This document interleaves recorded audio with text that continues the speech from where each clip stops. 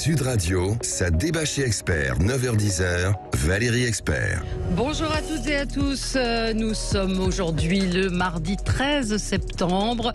Bienvenue, si vous nous rejoignez sur Sud Radio, nous allons débattre et commenter l'actualité avec aujourd'hui Rudolf Granier. Bonjour, conseiller de Paris. Bonjour. Bonjour, élu dans le 18e arrondissement. Avec nous également Christine Bouillot. Bonjour Christine, journaliste à Sud Radio, correspondante à Toulouse. Bonjour. Sophie de Menton, chef d'entreprise, présidente du mouvement éthique. Votre dernier livre, La France sans dessus-dessous, est paru aux éditions Erol. Bonjour. Bonjour. Et Jackie Isabello, communicant, cofondateur de l'agence Coriolink. Bonjour à vous, Jackie. Valérie. Bon, alors vos coups de cœur, vos coups de gueule. On va revenir sur un certain nombre de polémiques. L'une d'entre elles, j'ai entendu ce matin, je n'avais pas vu la polémique dans la polémique. On a évoqué hier le RSA. On a bien pensé à vous, Sophie de Menton. Et les propos de Fabien Roussel. Et à l'intérieur de cette polémique, il y en a eu une autre, puisque la députée Karima Delli a demandé à ses plaintes en disant que c'était honteux, qu'on l'insultait, qu'on insultait sa famille. Ce à quoi un des membres du parti du Printemps républicain a répondu qu'il fallait peut-être limiter les allocations jusqu'au 4e enfant. Donc je vous propose qu'on débatte de ce sujet tout à l'heure. Les jets privés, il y a une proposition de loi, on en a déjà parlé, proposition de loi qui a été déposée hier pour interdire les jets privés, les taxer. On va en reparler. Puis l'éducation sexuelle, renforcer les cours d'éducation sexuelle à l'école. Vos coups de cœur, vos coups de gueule. Commençons avec vous, Rudolf. C'est d'actualité avec la circulation, c'est parisien, mais je crois que ça concerne aujourd'hui beaucoup de villes en France. Et c'est sur le stationnement précisément des deux roues à Paris. Vous savez qu'Anne Hidalgo, pour renflouer un peu les caisses de la ville, a souhaité rendre obligatoire le paiement du stationnement pour les deux roues. Dans Acte, moi aujourd'hui, je veux envoyer un message de solidarité à tous ceux qui ont un deux roues dans Paris, puisqu'ils ne peuvent pas payer le stationnement. France Connect ne fonctionne pas. Le système qui permettrait de il n'y a pas de paiement comme pour les voitures. C'est à l'image d'Anne Hidalgo et de sa majorité, ça ne ressemble à rien, c'est n'importe quoi. Et en tout cas, ils reçoivent une pluie de PV en ce moment, alors qu'ils tentent de régulariser leur situation, ils tentent d'obtenir leur carte de résident. Il n'y a rien qui ne fonctionne. Encore un coup de gueule contre Anne Hidalgo. Bon, écoutez, c'est noté et on espère que ça va s'améliorer. Mais en il y a 2022, Valérie Expert, en 2022, est-ce qu'on peut arriver à comprendre, quand on a tous les outils qu'on a aujourd'hui, qu'on est incapable de mettre un processus pour que, quand on prend une décision politique, tout se passe bien derrière, même si on condamne cette décision politique, en tout cas, ça ne fonctionne absolument pas. C'est ce qu'elle a fait de bien, parce qu'on peut considérer, même si je pense que la politique d'Anne Hidalgo est une calamité, on peut considérer que les vélos, ça a été passer la ville au vélo, c'était pas si mal. Mais même là, c'est aberrant. Je pense à la rue de Rivoli, qui est complètement absurde, avec les taxis bloqués. Je pense aux voies de vélo que je prends pour venir à la radio, où vous avez, il faut légiférer à un moment donné. Vous avez les trottinettes électriques, les vélos électriques, les mobylettes, les vélos, les voitures à vélo qui trimballent quelque chose derrière. Je veux dire, Paris est devenu complètement fou, et quelques décisions qu'elle prenne, ça tourne mal. Il y a un moment, il faut faire quelque chose, ou sur le processus de décision, ou alors, je sais pas, toutes les tentatives. On va pas rester. On a beaucoup d'auditeurs qui ne sont pas à Paris, mais leur raconter quand même que Paris, il y a eu beaucoup d'initiatives. C'est quand même leur capitale, ça, eux, puis ils viennent. Oui, les bancs en bois qui ont pourri. La laideur, tout est moche.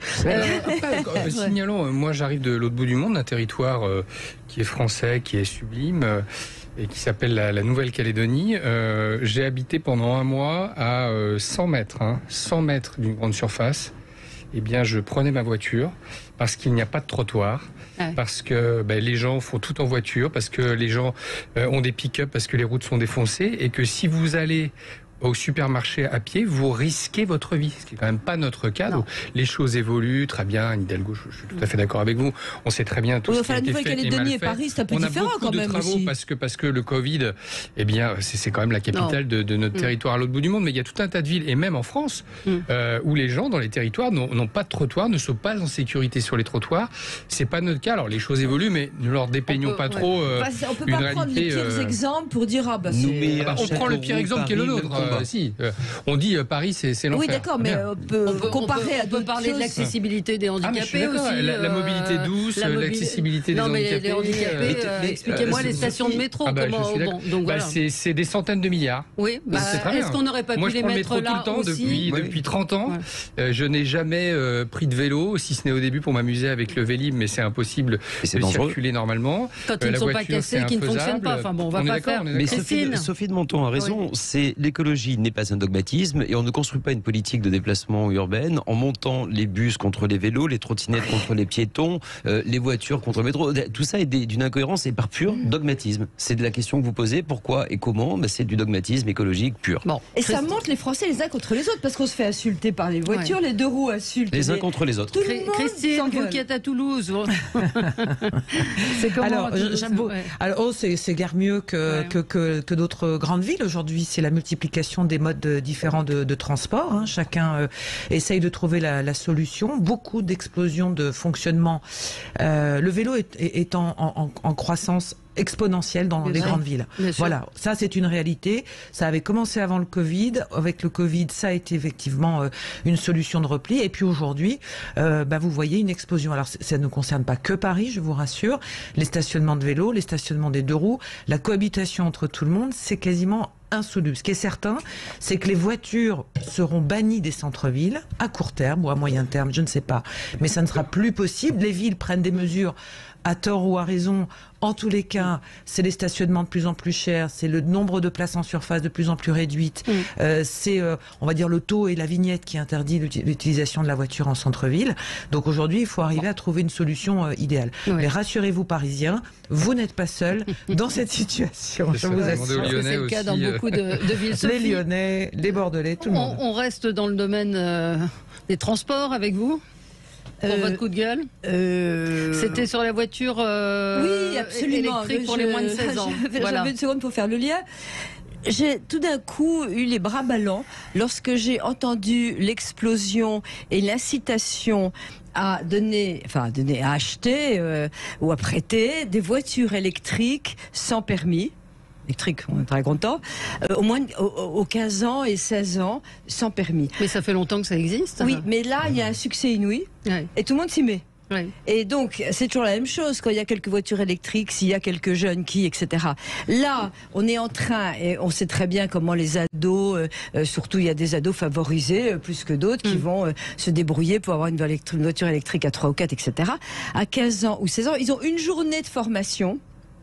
Pas de contrôle, ils ne savent pas ce que c'est que le code de la route. Je suis désolée, à 45 à l'heure, à 16 ans, avec en plus en sortant d'une boum ou en étant avec des copains, on dit plus boum. Ah, c'est fini.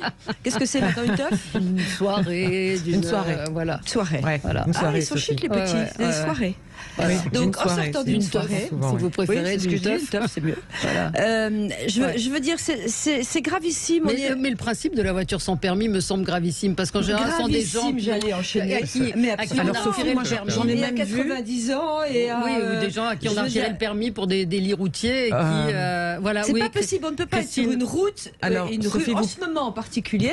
Regardez une voiture électrique avec des vélos et des deux roues partout autour. Ce n'est pas possible. Alors Sophie, vous parlez des centres-villes qui souvent maintenant sont limités à 30 km/h, donc je dirais que c'est presque un moindre mal. Je peux vous assurer que j'en ai vu sur des routes de campagne qui sont limitées à 80-90 km/h avec ces petites voitures qui sont vendues dans des magasins comme ceux de la Fnac. C'est un véhicule aujourd'hui qui est autorisé.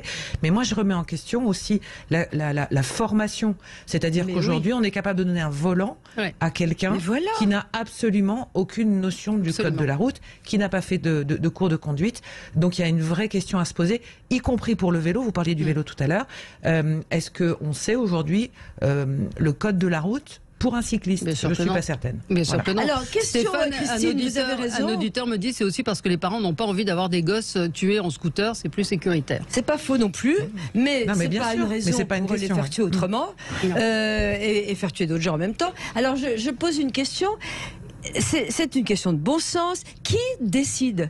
Est-ce qu'il y a quelqu'un en France capable de décider non, les voitures sans permis, c'est pas possible, ou c'est limité à tant de personnes, ou c'est limité à un examen. Enfin, on a l'impression que personne. Qui dirige ça? Ça dépend de qui, ça? Alors, le ministre de l'Intérieur. Le ministère d'équipement, les transports, et puis l'intérieur aussi. Les homologations, et puis après l'intérieur. De toute façon, à partir du moment où il n'y a pas d'obligation d'avoir un permis, après, c'est la législation. Mais qui décide qu'il n'y a pas d'obligation d'avoir un permis? Après, les mairies peuvent tout à fait, j'imagine, décider d'une réglementation particulière, comme la mairie de Paris a décidé d'une réglementation particulière en ce qui concerne les trottinettes. Il y a des obligations aujourd'hui qui sont décidées par les maires en ce qui concerne les trottinettes. Aujourd'hui, normalement, on doit faire de la trottinette avec un casque, on doit être protégé, il y a des endroits qui sont interdits. Vous les voyez, les jeunes couples en train de s'embrasser sans casque à 2-3 C'est pas parce que les gens fument des pétards que c'est interdit. D'accord, non mais Jackie, ce qui est important, c'est qu'il n'y a pas de contrôle. Ah mais si, les policiers dressent des tonnes de PV, s'il y en a un qui nous écoute, qui les appelle, ils vous le diront, ils dressent des tonnes de PV de jeunes qui sur les trottoirs, à plusieurs, il y a eu des morts quand même avec les trottinettes, qui se sont fait percuter, qui ont percuté des gens. Oui, il y a eu plus de morts du Covid que de la trottinette. Ça c'est pour ceux qui ont... C'est pas vous, c'est pas moi qui ai lancé le sujet. C'est pour ceux qui ont des références. Ça c'est pour ceux qui ont des références. Mais autre absurdité, je fais une parenthèse, vous évoquiez Paris, ces espèces de tuk-tuk, vous savez, conduits par des gens qui sont des voilà, c'est interdit. Pourtant, il y en a partout. C'est interdit. Ils n'ont pas le droit. Il y a une volonté de faire respecter la loi ou pas. C'est simplement ça. Alors, ça relève pas tant de la compétence municipale qui est sur l'occupation du domaine public. Mais après, c'est la loi qui est à faire respecter. Oui, mais elle n'est pas respectée, elle n'est pas appliquée. Il doit y avoir des verbalisations, mais on a... C'est n'importe quoi, c'est une jungle. Pour le coup, la police municipale de Paris pourrait intervenir si elle le souhaitait. Elle ne le fait pas. La police nationale ne le fait pas non plus. C'est d'effectifs aussi. Je vais vous raconter. Il y en a une cinquantaine de tuk-tuk. Alors, ce qui est très compliqué en réalité, c'est comme pour les terrasses, on ne peut pas les saisir. On peut pas les prendre, on peut pas les... c'est la propriété si privée. C'est illégal. C'est beaucoup plus compliqué qu'il n'y paraît. Il y a un défaut de et plutôt que d'aller dans la surenchère législative, il faudrait appliquer ce qui existe. Mais c'est avant tout une volonté politique. On voit bien que Darmanin, Hidalgo, c'est à peu près le même combat. Aucun des deux refuse n'accepte de faire appliquer la loi. C'est l'occupation du domaine public. Là, il y a une police municipale. Certes, c'est une police municipale light, un peu Canada Dry, mais s'ils souhaitent intervenir, ils le peuvent. Ils ne le font pas. On sait que ces tuk-tuks sont illégaux, qu'ils arnaquent les touristes et qu'ils sont dangereux. C'est un vrai sujet. J'en ai parlé une fois pour essayer, c'est spécial. Petite pause et on se retrouve tout de suite après. À tout de suite. Sud Radio, ça débat chez Expert, 9h-10h, Valérie Expert. Et nous débattons avec Rudolf Granier, Christine Bouillot, Sophie de Menton et Jackie Isabello. Alors, Jackie, vous, c'était un coup de gueule, on l'a déjà évoqué. Ancien, mais les enfants on n'a pas parlé des conséquences. À l'école, voilà, c'est surtout ça. On a beaucoup râlé sur la fermeture des piscines. On a évoqué l'argument énergétique et il est tout à fait intéressant. Juste pour rappeler que la mortalité par noyade, c'est une des pires calamités pour les jeunes de 15 à 25 ans. 40 000 personnes chaque année. Et moi qui suis un ancien de chez Jean-Pierre Raffarin, Dieu sait qu'il a fait rire la France entière en se saisissant de ce sujet. Et j'ai eu souvent honte des gens qui rigolaient de quelque chose qui est quand même gravissime, s'ils savaient comment ça se passe pour des jeunes enfants. Les fermetures de ces piscines, ça va encore une fois après le Covid, retarder l'acquisition d'un savoir qui est un savoir essentiel. Sur les plages l'été, ça mobilise énormément de CRS, ça traumatise les choses. Voilà. Donc, et de se dire, il faut trouver une solution pour apprendre à nager à nos gamins parce que ça a des impacts considérables dans tout un tas de domaines et la fermeture de ces piscines de manière intempestive va avoir des répercussions dans les prochaines années sur ce. Est-ce que ça va se développer, ça ? Je crois que cette fermeture de piscine, ça a été très temporaire. Non, mais ça va se reporter dans le temps. C'est-à-dire que un groupe, une corde de gamins qui ne sait pas nager chasse l'autre. Et évidemment, quand vous avez une piscine de 50 mètres chez vous, il n'y en a pas. Faut pas continuer à jouer les riches qui ont des piscines de 50 mètres. Il n'y en a pas énormément. Non, mais les gens qui ont plus de moyens peuvent prendre des cours privés. Les gamins qui n'en ont pas. Oui, mais les piscines sont fermées.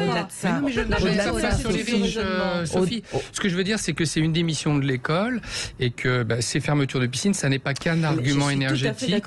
Le Covid a eu des impacts considérables sur le retard d'acquisition et ça va en rajouter un peu plus. Je voudrais juste dire une chose. À 19 degrés, on se baigne à 19 degrés. Je voudrais juste dire une chose, que l'État, pour une fois, n'y est pas pour grand-chose dans cette histoire, puisque la fermeture de ces piscines est due en fait à l'arrêt. Oui. Non, vous ne pouvez pas incriminer l'État. Non, mais je n'ai pas incriminé l'État. Voilà, c'est une délégation de service public qui a été donnée par ces communes à une société qui fait défaut aujourd'hui parce que, effectivement, j'y suis allée à Montauban. Je peux vous dire, j'ai discuté longuement avec la maire de Montauban qui nous a expliqué comment ça fonctionnait. Cette délégation de service public, elle oblige effectivement à certaines obligations sur les horaires d'ouverture, sur la présence, mais aussi, on va dire, sur le tarif qui est proposé et qui est demandé. Cette société demande aujourd'hui des multiplications de tarifs qui sont intenables pour les concitoyens qui ont déjà payé la piscine dans sa fabrication à cause de par leur denier. L'électricité. Alors, ils invoquent le coût de l'électricité, mais ça a l'air beaucoup plus complexe que ça, en tous les cas beaucoup moins clair que ça dans ce dossier. Est-ce qu'il n'y a pas une forme aussi de mise devant le fait accompli pour renégocier les coûts entre les uns et les autres? Le fait est, vous parlez des enfants, mais moi je parlerai aussi des retraités qui attendent aussi d'avoir leur heure de piscine dans la journée, et on ne parle pas souvent non plus du coût de la sédentarité aujourd'hui. La fermeture de ces piscines touche tout le monde.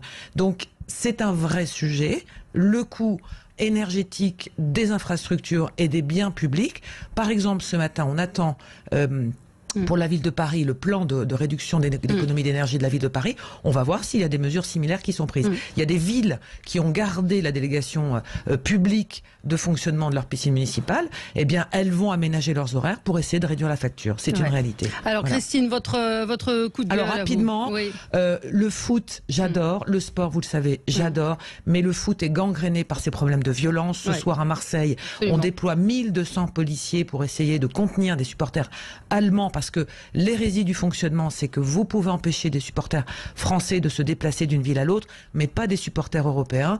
Donc il y a 3000 billets qui ont été vendus à Francfort, qui rencontre l'OM ce soir en Ligue des Champions, mais on estime entre 6000 et 9000 les supporters allemands qui se sont noyés dans la masse. Absolument. Et on craint le pire. On va fermer les écoles une heure avant pour permettre à tout le monde de rentrer aux abris. C'est quand même délirant. C'est invraisemblable. Voilà, point final. Non, mais vous avez tout à fait raison d'évoquer ça. C'est absolument incroyable la façon dont on a vu les images à Nice. Oui, on a vu ce qui s'est passé à Nice. On ne parle pas de Paris, évidemment.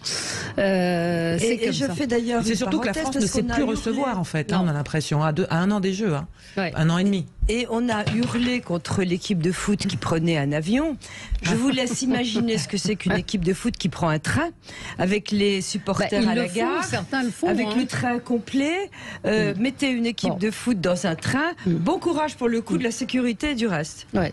Alors, Aléa Jacques Thaès nous réagit sur les piscines. Il dit, ça tombe bien, c'est l'actualité chez moi. Le ticket dans ma petite commune était de 3 €. Il est passé à 4,50 €. Les cours étaient de 70 € pour 10 séances. C'est passé à 100 €. Donc, juste pour préciser, par rapport à ce que disait tout à l'heure Christine, c'est de se dire, on essaye de passer à la technologie de l'ozone, qui est soi-disant un peu meilleure. Sauf que les spécialistes savent très bien que c'est une technologie qu'on maîtrise très très mal en France, et c'est une technologie qui est extrêmement énergivore. Donc on veut arrêter le chlore parce que ça nous bouffe la peau, et c'est très mauvais pour les maîtres nageurs. Bien sûr. C'est un des effets. Alors malheureusement, on peut pas tout maîtriser. C'est vrai que quand ça nous tombe dessus et l'opérateur de piscine n'est pas ravi de devoir fermer ses piscines, c'est un vrai sujet. Après, il faut savoir penser en dehors de la boîte. L'autre fois, j'entendais quelqu'un qui disait, on peut pas faire nager les gens à 27 degrés, ils l'accepteront pas. Et je suis désolé, les gens qui vont dans l'Atlantique, ils acceptent de se baigner à 17 degrés. Moi, si on m'ouvre ma piscine et je me baignerai à 19 degrés, je peux vous assurer que si vous enquillez dans une piscine 19 degrés, au bout d'un moment, vous avez chaud. Vous n'avez pas besoin de nager à 29. Allez, petite pause et puis on va passer à l'actualité du jour avec vous. À tout de suite.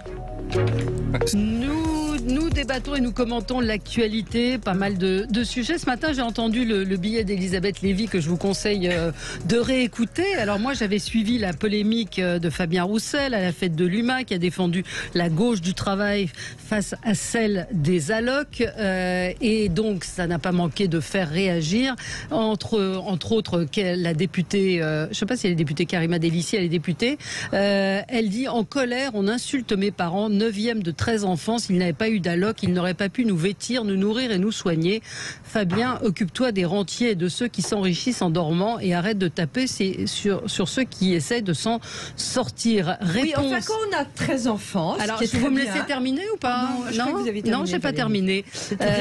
Réponse de Amin El Khatmi du Printemps républicain. Il dit, l'État n'a pas à assumer le choix de faire 7, 9 ou 13 enfants, pas d'alloc à partir du 4e enfant et augmentation à la naissance du premier. Est-ce que c'est une chose qui vous semble intéressante. Est-ce que c'est à l'État d'assumer les familles qui font 13 enfants alors que ce n'est effectivement pas forcément mais je pense que tout le monde va s'y mettre pour casser un petit peu plus la politique de natalité en France. Donc la fadesque d'aller supprimer les allocs au 4e, c'est...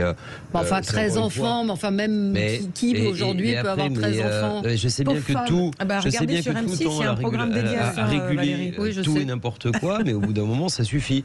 Donc l'idée d'aller supprimer les allocs au 4e enfant, enfin voilà, ça n'a rien à voir avec ce que disait Roussel, qui parlait lui des allocations de travail, il était plus sur le RSA ou des choses comme ça. Et moi je tire mon chapeau à Fabien Roussel qui reprend. Je rappelle que vous êtes LR. Oui, mais bien sûr, mais c'est pas la première fois que je le fais. C'est bien le problème pour lui. Que les gaullistes ont gouverné avec eux à certains moments de notre histoire française. Et moi je trouve que Fabien Roussel met le doigt sur quelque chose d'historique. C'est une ancienne candidate à la présidentielle qui commençait ses discours par travailleurs. Oui, voilà, on va commencer par travailler avant de vouloir essayer de vivre d'autres choses que du fruit de son travail. Alors parfois c'est pas possible non plus. Oui, allez-y Sophie. Un mot, effectivement, le problème va bien au-delà de l'allocation, c'est l'assistanat. Et je crois qu'il faut vraiment, c'est l'assistanat en tout genre qui est en train d'être développé avec des chèques spéciaux pour toutes les circonstances. On va avoir un chèque piscine bientôt, ça va venir. Oui. Donc ça, c'est une chose. La deuxième, je pense que c'est vrai. C'est vrai que pour avoir 13 enfants, il faut vraiment se dire il y a quelqu'un qui va payer pour moi. Quand on fait 13 enfants, s'il n'y avait pas les allocations et la France, les ferait-il? Je ne sais pas, je pose la question. Et enfin, un dernier point, je trouve scandaleux de limiter les allocations à 4 enfants. Merci. Et quid du 5e enfant? Enfin, je veux dire tout d'un coup, c'est non au 5e enfant, c'est n'importe quoi. C'est une honte c'est formidable un bébé quand même s'il est 12e.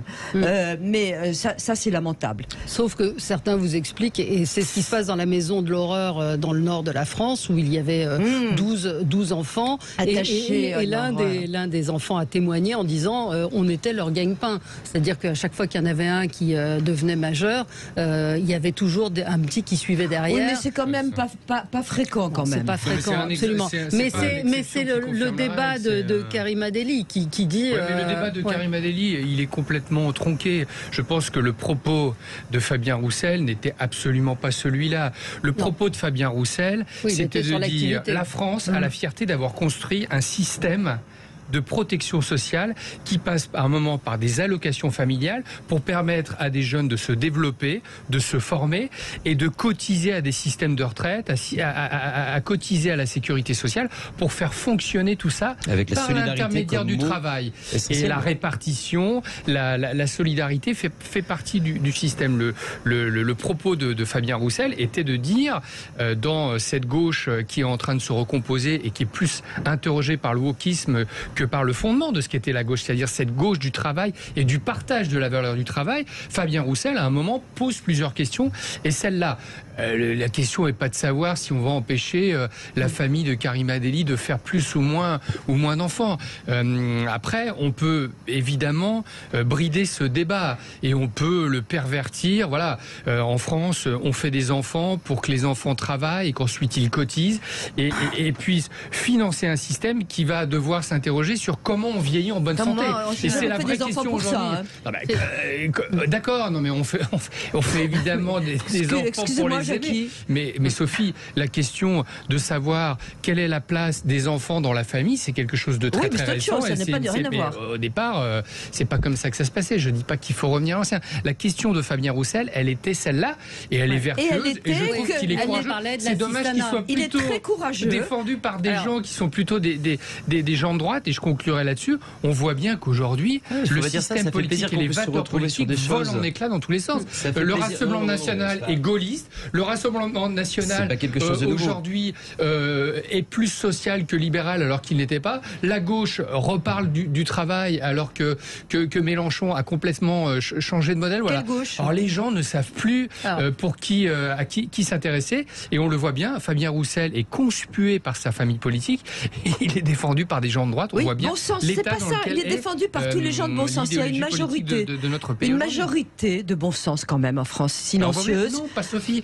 Aujourd'hui, il se fait taper dessus par des gens qui sont censés voter mais pour des lui. gens qui... Et il est défendu par... Oui, il y a une vraie scission politique. entre oui, non, mais politique, les politiques ne sont plus crédibles. La fête de Oui, l'État, mais les Français, ils ont leur soutien chacun. Et quand on l'a vu avec Frédéric Dabi, la force d'opposition aujourd'hui, la principale force d'opposition, c'est LFI. Enfin, je veux dire, ils sont soutenus. Je sais, on a très peur d'ailleurs. Vous avez vu l'étude du Cevipof ? Les fonctionnaires, les profs, maintenant votent comme les Français, votent de plus en plus RN. Avant, un prof, on lui demandait pas ce qu'il votait. Ça aurait été redondant de lui poser la question. La question était dans la réponse. Gauche, la réponse était dans la question, vous voyez. Oui. Ça n'est plus le cas. Donc c'est vrai que les gens... Oui, mais ce que vous appelez l'extrême droite...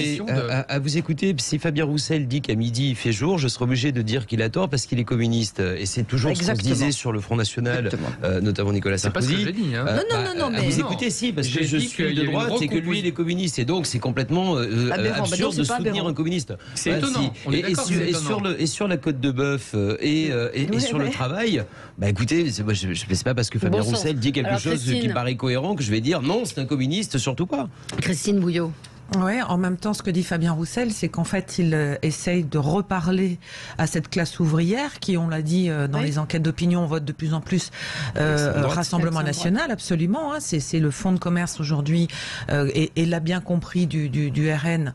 C'est pour ça que cette notion de travailler dur et que le travail doit payer et opposer ça effectivement à cette notion que les allocations, c'est réservé. Je schématise, hein, c'est une façon de parler, hein, serait réservé qu'à des feignants, eh bien c'est une façon aussi de tenter que la gauche, selon Fabien Roussel, mais il y a aussi François Ruffin qui pense ça, c'est d'aller recoller aux fâchés, pas fachos, comme dit Ruffin. Hein, c'est d'aller voir effectivement cette classe ouvrière, cette classe populaire qui travaille, qui a de petits salaires, qui ne s'en sort pas et qui a le sentiment qu'une autre France est en train de profiter généreusement du système et que ça ne peut pas fonctionner. Donc c'est ça que ça dit. Après, sur le débat sur les allocations familiales, c'est oublier un peu vite à quoi ça a servi, à quoi ça sert, à quoi ça peut aider. C'est rentrer dans l'intimité aussi des familles. Il y a peut-être des familles qui dysfonctionnent et qui ont trop d'enfants et qui n'arrivent pas à gérer ça, mais il y a peut-être des familles qui ont beaucoup d'enfants et qui arrivent parfaitement à le gérer et que dans ces cas-là, il y a peut-être qu'un des deux parents qui travaille et que les allocations sont là pour les aider. Donc on mélange un peu tout au nom de ce clivage entre ceux qui bossent et ceux qui ne font rien. On a ce même débat sur les chômeurs qui profiteraient allègrement du système pour aller se dorer la pilule. Mais il faut quand même mettre le doigt dessus. Les chômeurs qui profitent allègrement. Le débat, il a quand même été tranché. Il profite à qui, Sophie? À celui qui touche le maximum d'indemnité chômage parce qu'il avait un gros salaire et qu'il attend un peu et qu'il se dit que peut-être il peut attendre. Et je rappelle que les allocations chômage, ce ne sont pas des allocations, c'est une assurance à laquelle vous avez cotisé toute votre et vie, ce n'est absolument pas, on va dire... C'est plus financé comme ça, l'UNEDIC maintenant. C'est financé par la CSG. Et c'était ça avant et c'est bien le cas. Juste un truc, Sophie, une le grosse débat a été partie tranché. quand même. Hein. Quand Hollande, en 2015, met sous condition de ressources les allocations familiales, il tranche le débat. C'est François Hollande. Rappelez-moi. Il amoindrit la politique familiale française, il la met à mal, il la met à bas, et après on s'étonne que nos systèmes de retraite soient déficitaires. Ils sont quand même fondés sur un minimum d'équilibre entre les générations. Voilà, mais le déclenchement de tout ce genre des problèmes avec des formules à l'emporte-pièce pour faire plaisir de la part du printemps républicain, de cette succursale de la gauche, pour les faire plaisir à je ne sais quel électorat ou quelle partie de la population, ça n'amène rien. Ça n'amène rien, et ça nous déphase un petit peu plus sur ce qu'il conviendrait de faire pour la France. Sophie, je voudrais juste dire que tous ces systèmes, ce qu'on ne voit pas, c'est que ça dévie et que ça s'accélère. Je pense à tout ce qu'on a mis en place qui au début pouvait être utile, dysfonctionne. Je donne l'exemple et je mets le doigt dessus. Je suis désolée, c'est vrai, les abus du chômage aujourd'hui sont énormes. Énormes, liés à quelque chose qui était formidable, j'avais contribué à mettre au point à l'époque, c'était le statut d'auto-entrepreneur. Le statut d'auto-entrepreneur a complètement dévié.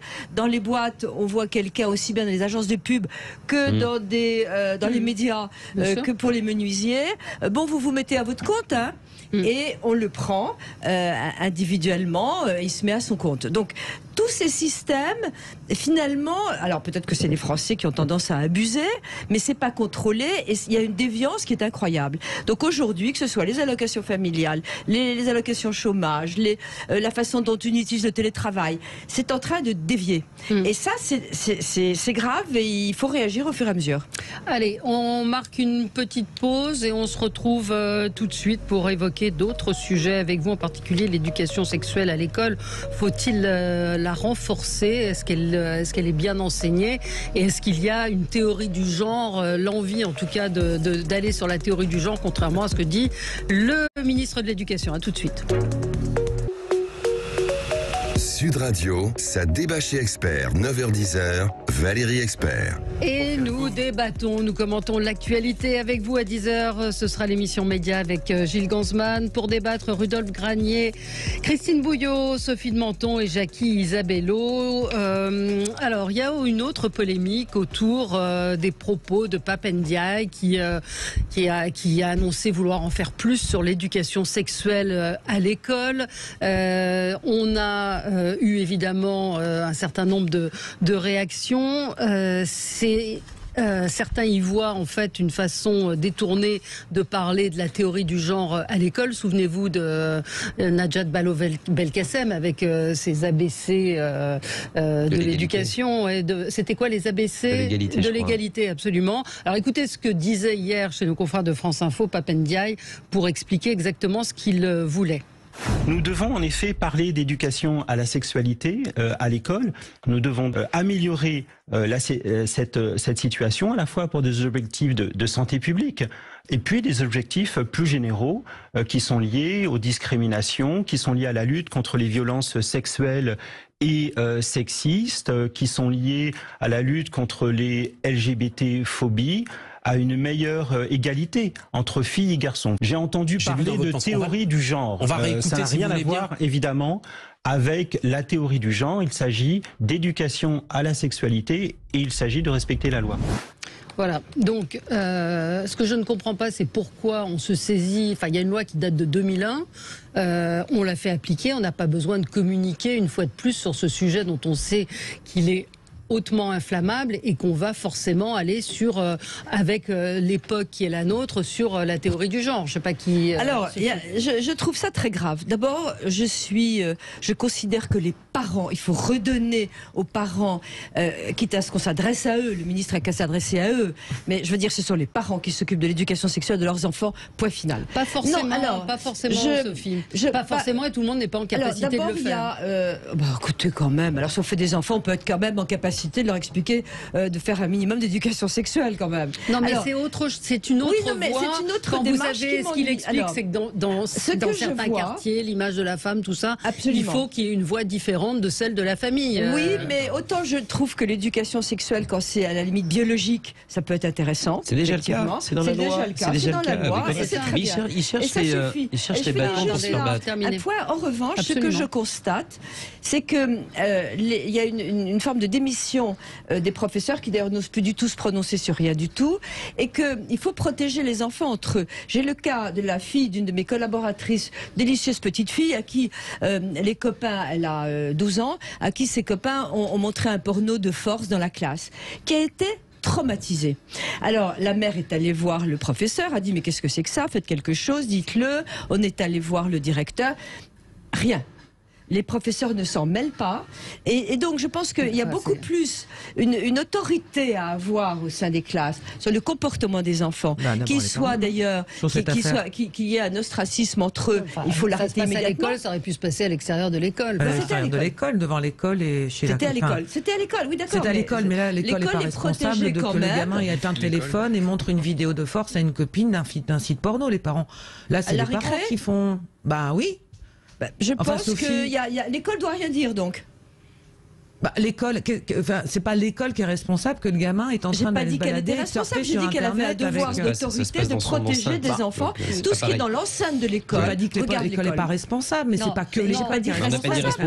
J'ai pas dit responsable. J'ai dit qu'il y a une autorité à avoir. Alors, Rudolf Granier, moi, ce qui m'étonne, juste, je vous donne la parole, c'est que on lance ce sujet. Enfin, c'est un conseiller du ministre qui lance ce sujet, qui est interrogé chez nos confrères de France Inter, qui dit les garçons sont trop souvent élevés dans un idéal de force, de virilité, quand on a tendance à associer les filles à la douceur et à la soumission. Et le ministre, vous l'avez entendu, qui rétropédale en disant mais pas du tout, c'est de l'éducation sexuelle, faut appliquer la loi. Enfin, que le ministre de l'Éducation nationale veut jeter de l'huile sur le feu. Moi, je le rappellerai simplement que si la priorité c'est de parler de sexualité à l'école, il faut lui dire aussi qu'il y a des gamins qui ne savent toujours pas lire en sortie de CM2, qui ne savent toujours pas compter à l'entrée en 6e, et que ça, c'est sa vraie priorité. Donc, qu'il veuille diluer tous les sujets et sa propre responsabilité avec des artefacts, avec des sujets qui n'ont absolument pas la dominante dans l'éducation nationale. Ça doit être 3 cours par an et ça va, c'est homogénéisé. Les professeurs sont outillés là-dessus. Ouais, j'aimerais bien qu'ils prennent les mêmes engagements pour la laïcité. Monsieur Pap Ndiaye, j'aimerais bien qu'il le fasse. Ça, vous pouvez pas être sûr qu'il ne le fera absolument pas. Donc, on commence déjà à faire écrire correctement le français à nos enfants sortis de CM2, qu'ils sachent compter en entrée de 6e, et qu'on arrête de remuer des sujets pour faire exprès. Mais il veut faire quoi, Pap Ndiaye, en faisant ça? Il veut juste faire monter Zemmour. C'est ce qui s'est passé d'ailleurs ce week-end, puisque Zemmour lui répond là-dessus. Il veut faire monter Marine Le Pen. Par contre, sur le statut, en tout cas, c'est ce qui va se passer comme résultat. Sur le statut des enseignants, sur la façon dont on travaille dans les écoles, sur les cours d'apprentissage de la natation, vous en parliez tout à l'heure. Qu'est-ce que Monsieur le ministre de l'Éducation nationale propose? Rien. C'est dramatique. Non, mais il y a des chantiers qui sont effectivement importants. Est-ce que alors peut-être Christine Bouillot sur ce sujet?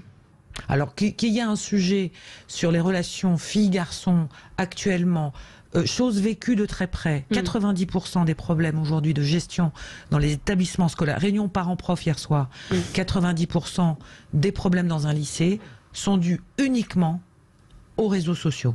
Voilà, la gestion des relations filles-garçons. J'ai cru que c'était... Attendez, laissez-moi terminer. Ce qui veut, et derrière, il y a le harcèlement, la place de la femme, la place des garçons, comment ils sont perçus, etc. etc. Les enseignants, la communauté éducative aujourd'hui est devant un mur qui est colossal et que nous, parents, et je me mets dedans, sont en incapacité aujourd'hui de comprendre le début et la fin. Où est-ce que ça nous mène tout ça? Sauf que c'est une réalité. D'accord? Donc soit on dit, on met tout ça sous le tapis, on attend, on parle de rien à personne, on n'évoque pas les sujets, et on voit ce que ça donne. Ben, ça donne des enfants qui sont parfois dans un fonctionnement. Enfin, je sais pas, vous discutez avec des ados de 16-17 ans aujourd'hui, c'est quand même assez fou ce qui leur arrive. C'est quand même assez fou. Donc je pense qu'il y a des sujets. Après que Éric Zemmour, Marine Le Pen fassent de ce sujet, de la théorie du genre, des cours d'éducation sexuelle à l'école, bon voilà, moi je sais qu'il y a des obligations. C'est le jeu. C'est le jeu. Heureusement qu'ils se saisissent de ces sujets. On le sait que depuis la nomination de Pap Ndiaye, c'est un sujet et un angle d'attaque. On l'a vu avec le discours d'Éric Zemmour, qui demande ce week-end aux familles d'être les vigies dans l'école. Enfin, mais où va-t-on, quoi? Mais Pap Ndiaye qui est attendu sur des sujets comme ça, mais pourquoi va-t-il lui-même chercher les bâtons? Est-ce qu'il pense que la priorité pour se faire battre? Pardonnez-moi, mais où est-ce qu'il cherche le bâton? Qu'est-ce qu'il a dit dans les contenus scolaires? Il veut renforcer l'éducation à la sexualité. Christine, je suis pas d'accord. Ce n'est pas la priorité. Ce n'est pas la priorité des enfants. Il a fait l'erreur, Christine, en rhétorique, de prononcer le terme imprononçable. C'est-à-dire que, évidemment, la thématique de l'éducation sexuelle, elle est tout à fait légitime. À la sexualité. Je termine. C'est pas la sexualité. Elle est tout à fait légitime. Elle est extrêmement importante. Après, lui. Là où il se verse dans le terrain politique, c'est quand il dit « ce n'est pas un sujet de théorie du genre ». En prononçant cette expression-là, en fait, il politise le débat et il relance un peu tout le monde. Oui, parce qu'on l'attaque. Quand on forme quelqu'un à la communication de crise, on lui dit « ah mais monsieur, ça c'est pas une petite fumée autour de votre usine, c'est pas un peu Tchernobyl ». Et l'enjeu, quand on est bien formé, c'est de ne pas proposer... Il répondait aux propos d'Éric Zemmour dans son meeting. Christine, je peux juste terminer... Non mais remettez les choses en perspective aussi, dans la chronologie. Il répondait, la chronologie, c'est il répondait à ce que disait Éric Zemmour lors de son meeting. Oui, mais moi je vous ai lu ce que disaient ces conseillers. Nous préférons éviter de parler d'un. Ce n'est pas le bon axe, ce serait réducteur. Le sujet, c'est l'égalité entre les hommes et les femmes, la lutte contre les violences sexuelles et sexistes. Mais ils ont quand même prononcé le mot de LGBT, etc. Donc c'est sûr que ça. Le ministre l'a prononcé. Après, nous, on en fait un sujet qui est quand même, en tant qu'adulte, on est un peu déraisonnable. Le sujet est vraiment pas là pour les jeunes. C'est un vrai sujet. On a tous des enfants. Ils se posent des questions. Pour ceux qui ont la chance d'avoir un abonnement Netflix, moi, je leur conseille de regarder la série Sex Education, qui est absolument remarquable sur ces sujets. Moi, c'est ma fille qui m'a dit, regarde-le, tu vas voir, c'est super, et c'est très très bien traité. Qu'est-ce qui est traité? La sexualité, le rapport à la chez les ados. Après, il y a des sujets complexes dans une société britannique qui, elle, a d'autres problèmes par rapport à ça.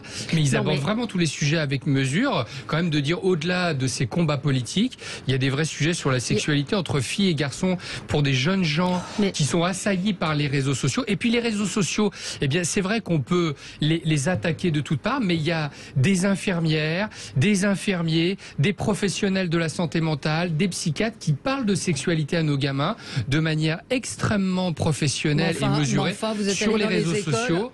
Oui, alors là, franchement, quand on voit, il y a des niveaux. On ferait bien de leur parler des réseaux sociaux à l'école, parce que je pense qu'est-ce que le ministre a proposé pour encadrer ça?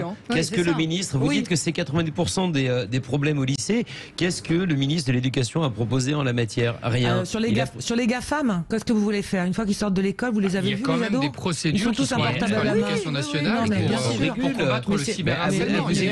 À vous écouter, on ne fait rien, c'est complètement dramatique. Mais regardez, on n'arrive déjà pas, nous, adultes, à se parler sur Twitter. Alors imaginez, je sais pas, c'est de dingue. Mais je pense que l'éducation. Non, mais madame, parlez pour vous, parce que sincèrement. Mais ce que je veux dire, c'est que je trouve réducteur, pardonnez-moi de m'agacer, mais je trouve réducteur de dire l'éducation nationale doit régir absolument toute la vie de nos jeunes, et la sexualité, ça concerne les préadolescence et l'adolescence, aujourd'hui, alors que nous-mêmes, adultes, on est déjà confrontés à une réalité avec nos jeunes que nous ne maîtrisons pas. Mais ça veut dire quoi? Qu'est-ce que vous voulez dire par là, Christine? Ça veut dire que d'attendre tout, absolument tout, la réponse de l'État, je pense que je suis d'accord avec vous, j'attends rien du tout de l'État là-dessus. Oui. Ah ben moi si, j'attends des réponses, j'attends qu'on mette effectivement de ce qu'on dit des infirmières, des professionnels qui viennent parler de tout ça, qu'on fasse effectivement le travail. Et combien de temps? Une heure par mois? Enfin, je veux dire, on a besoin de ça dépend, on n'a pas le personnel, on n'a rien. Est-ce qu'il n'y a pas, il y a la question aussi de la tenue, je tombe un peu de l'armoire. En voyant dans le journal du dimanche la guerre du crop top est déclarée. Il y a toujours notre auditeur qui connaît bien le monde de l'enfance qui nous dit, je vous donne un exemple, une amie directrice de collège a mis fin au portable dans son collège, elle a même été plus loin avec le soutien de son inspecteur, elle a fait changer les tenues qui n'étaient pas correctes. Donc c'est possible. Est-ce que le ministre, est-ce que Papendiaï soutient, le ministre soutient cette personne? Moi j'aimerais qu'ils disent, voilà ce qu'il faut faire. Pas de portable dans un collège. Vous vous souvenez, je vais même plus loin, je pense que le retour de l'uniforme qui a été évoqué plusieurs fois me paraît très important. Alors pour Papendiaï, ça ne changera rien. Donc je pense que c'est pas du tout. C'est possible. Ouais. Moi je pense que l'uniforme, il faut savoir que 67% des Français sont pour, que l'uniforme c'est une façon d'unifier et une façon de ne pas montrer de différences sociales, de différences religieuses, etc. Ouais. L'uniforme c'est une façon de pas, parce qu'il y a une mode de plus en plus sexy chez les jeunes filles qui m'inquiète, parce que maintenant il faut absolument avoir le ventre nu. Enfin, ça fait il y a vraiment ans, pardon. À l'époque de mes enfants, c'était le string. Donc oui, mais absolument. Mais il faut faire attention. À chaque époque, je suis d'accord. À chaque la époque, sexualisation existe depuis longtemps. Et je pense que c'est bien un peu d'avoir un répit et de partir en classe, dans les transports en commun partout, avec un uniforme qui peut être un jean si on veut, un t-shirt blanc et ça existe déjà dans certains établissements privés. J'ai pas entendu d'enfants qui étaient traumatisés par le port de l'uniforme. Ils ont réclamé le droit à l'avortement. L'uniforme ne changera rien.